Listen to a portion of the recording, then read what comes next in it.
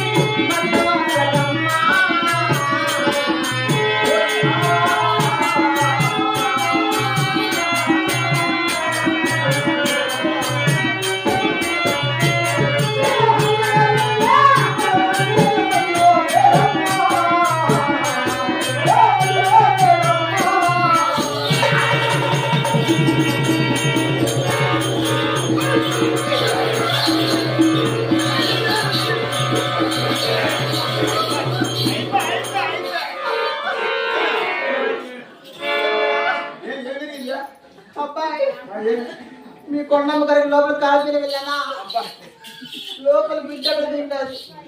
బిడ్డ అడ్డు తిరిగింది. అర్జెంటుగా బెడ్ కావాలరా? బెడ్ కావాలని పద్దెనిమిది రైతుల్లో బెడ్లు తిరుగుతారు. బ్లడ్ అంటే అది కాదు. ఏం బిడ్డ? బ్లడ్ అంటే రక్తము. రక్తమ్మా? రక్తం కావాలా? రక్తం కావాలా? ఏ గ్రూప్ వాళ్ళు చెప్పు. B group. బి అంటే బీరు ఇప్పుడు చిక్కదు. ఓ గ్రూప్.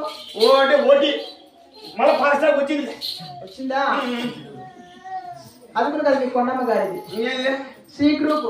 చీపు 120 రూపాయలు ఇప్పుడు.